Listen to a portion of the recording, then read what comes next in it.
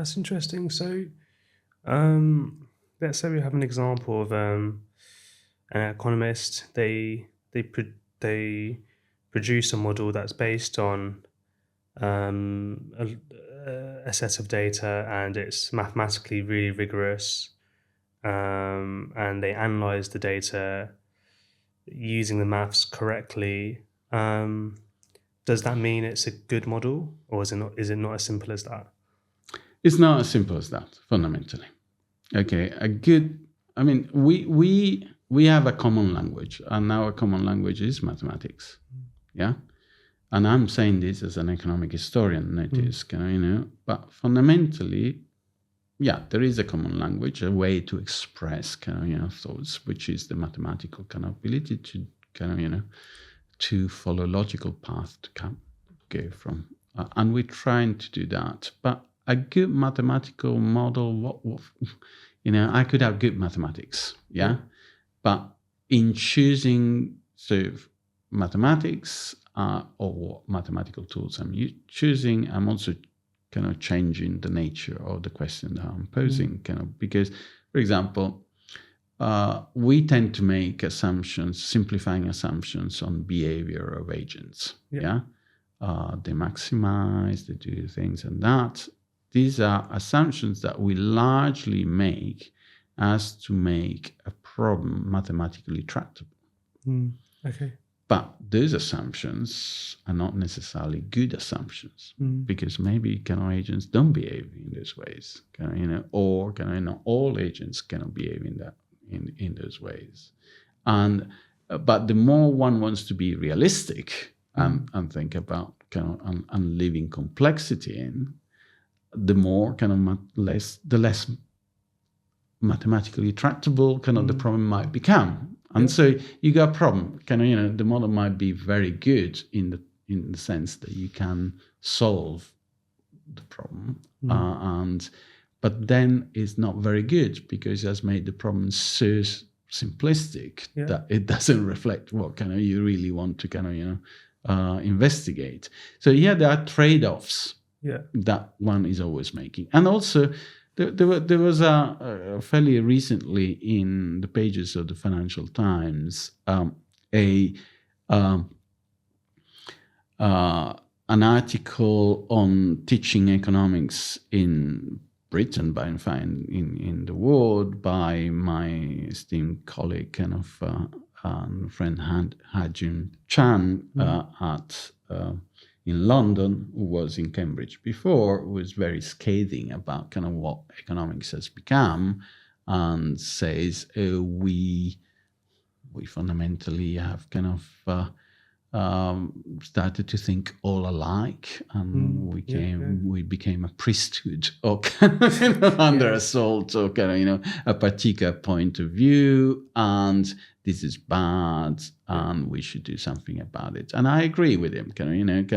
The fundamental understanding for many decades of economics was that there were lots of different points of views.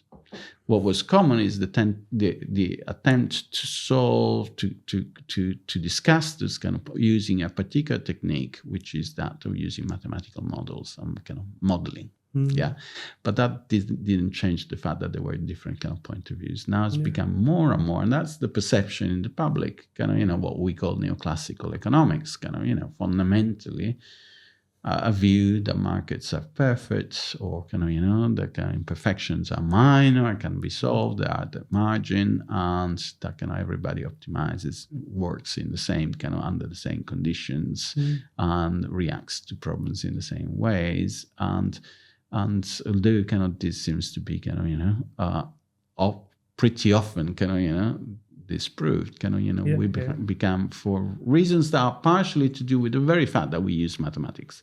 Mathematics lends us to make those assumptions, because otherwise it's more difficult to make mathematical to apply mathematical tools. Yeah. So you have a student or an economist. They're trying to answer a question. They create a model, and am I right? So in economics, you'd need to have a high to be able to use mathematics, but am I right in thinking to be a good economist, you need to also understand the implications of any assumptions that you make in your model, and when you read other people's work, to understand the implications of their assumptions? Absolutely, absolutely. Kind of these are very important kind of points that you're making. Kind of, and let me be clear. Kind of, if this conversation is going to help anybody who might kind of think about applying to study economics, and if it is about a question about the mathematical skills required, so let's be kind of absolutely kind of simple. It's not that you need to have further maths. Yeah. Although further maths doesn't kind of it's useful, of course, if you have it. But actually, we do not require it. But what ought to at be Trinity Hall. At Trinity Hall, in fact, in the university, several kind of most colleges do not require kind of further maths, and the reason is very clear. You can be a very good mathematician even having done just maths. And that is what kind of you kind of need to be. You need to be kind of comfortable with it. And so from that point of view, yes. You need to be comfortable with mathematics, using mathematics, but also understanding the mathematics. What kind of mathematics means, and why one model rather than the other, why one tool rather than the other, and what other people are saying with the mathematics. Kind of, you need to understand that. And let me add another thing. We also think that kind of statistics is very important within mathematics, because fundamentally there's two things here. There's the theory, as in you kind of economists kind of write models about how things work, how kind of people interact with each other through markets and all that.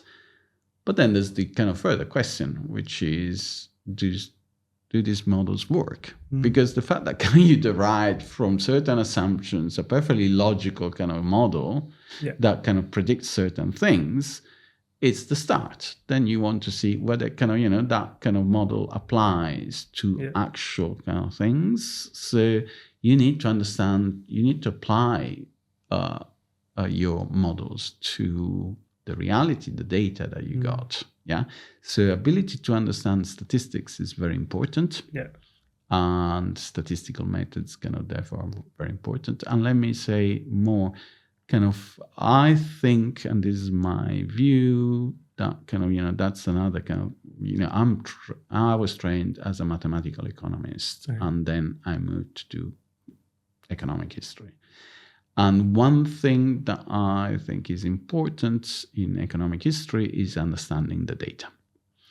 Do not make the assumption that the data is good. The data is not necessarily good. So you need to understand what are the problems with the data if you want to understand whether kind of the outcomes that you get from applying a certain model, mathematical models, to this data produces.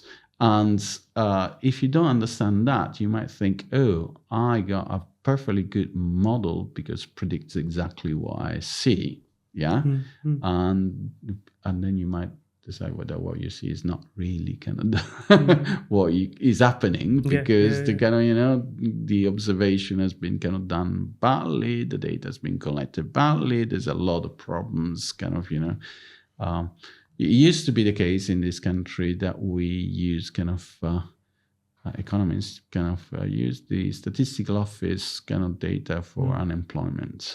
And we all know, I'm not kind of dissing the statistical office, that I might kind of a lot, but we all know that the statistics of the labor market in this country are not very good, and unemployment numbers are not very reliable, and not very people these days rely on, because of the methodology applies to collect those data, the surveys and all that are problematic. Now we know better kind of those problems. And so kind of, it's for a labor economist to this now the other problem of kind of saying, yeah, okay, fine, but kind of what is kind of, what is the situation now and what it was before? I don't know, because kind of the data is not very good. I need to find different data, or I need to adjust the data that I got for the problems that I know exist in the collection of those data. And these are all things that kind of, economic history kind of, teaches you very well to do, because you always dealing with very incomplete, very kind of, badly collected data, not collected by sampling theory, but for example, collected simply by history, what got burned and what didn't get burned, what was collected originally and what was not collected, what was kind of kept and what was not kept. These are problems that are obvious to an economic historians, but often to economists, particularly the more theoretical economists, they might not be kind of obvious. Yeah, so it sounds, so on the one hand, there's like models and creating a model and understanding the assumptions and also making sure that the maths of the model itself is correct. But then also when you're saying like, is this good data, is this bad data, it sounds like it's an economist's responsibility to understand how the data is formed rather than just being able to use it. Yes. I think in general you should never entirely rely on the data that is available there without understanding why it was collected in that way and who collected it, were there biases in collecting it. And we're talking about collecting typically data on human activities. So again, why you got that data, what it was the statistical methodology used to collect that data. If you don't understand that, you might get the wrong conclusions about how good your models are once you apply them. And am I right in thinking someone who's dedicated a lot of time into these kind of activities like the and economic history, evaluating how reliable a data set is, or looking into different assumptions models have made, when that economist starts to make their own models, does that kind of education mean that they are more likely to create more accurate, realistic models?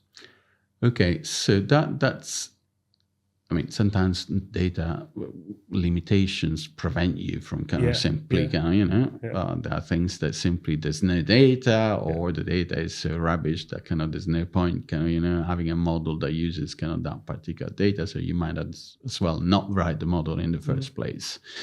But I think, at least in my mind, we work in a slightly different way. We work like we have a theory, as in we develop a model that starts from certain assumptions and then and then we apply it, as in we see whether that model fits, as in it fits the data, what we observe, and if it doesn't fit, and that's the history, the interest of historical data, in a sense, historical as in simply from the past. It might be very recent past, but we tend to use the data to validate or otherwise a model, which is what scientists do. You get you go out in physics, in astrophysics, a model on how celestial bodies move and react with each other, and and then you write the model because you start, and you to decide what are the predictions of that model, and then you see whether those predictions fit the data or observational data, and in that is not different but in a sense so there's still a presumably a two-step passage. The first develop your mathematical model that solves and then you see whether it works in that with this model. And in a sense, whether it works or it doesn't work is a way to say whether the model that you developed is good or bad. Unfortunately, you need to be aware of the fact that you might think that is very good, but you might be coming to those conclusions for the wrong reasons if the data is not particularly good in itself. Nice. And how often is it that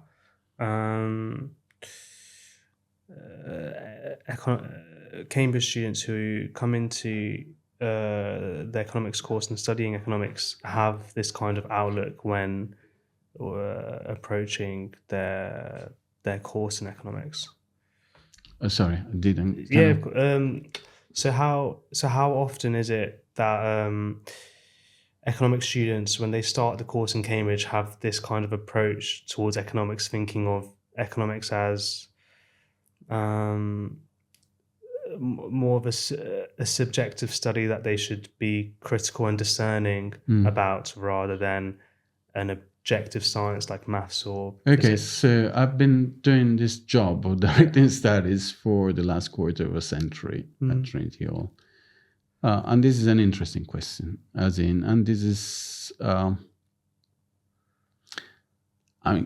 there's various kinds of students, applicants that apply to read economics in Cambridge. Broadly speaking, there's two types. Okay. Yeah, there's those that want to make a lot of money. Yeah. And they think that by coming to Cambridge, they would acquire the tools to make a lot of money. Yeah. And that's probably more than half of the applicants. Okay.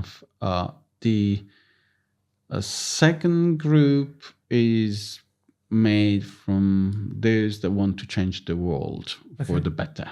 Yeah. They're highly motivated by moral reasons, and they think that by coming to Cambridge, they learn how to run an economy, or how to they would go into major international organizations that would have the power to change the life of many.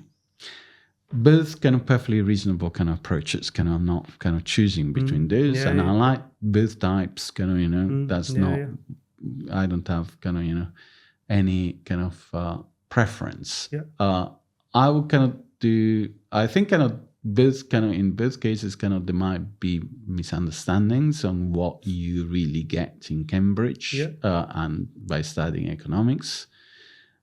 First of all, I think that most of the stuff we teach is not strictly relevant for a job. Yeah. It's not like being a lawyer. Where you get a body of material that you need to know, and you get taught that, and then if you don't know it, you're not going to be a good lawyer. You can be a very good investment banker, without really applying very much or your knowledge from even finance courses, I suspect. But I just want to. And I suspect, quite rightly, employers do a lot of on-the-job teaching, There's a lot of learning by doing, in these organizations. But what you get is presumably is that they definitely like people that did well in Cambridge, and they prefer those. And I've never seen anybody who didn't get a very good job, having studied economics and having done well in economics at Cambridge, and in fact you get good jobs very early on, even before you finish.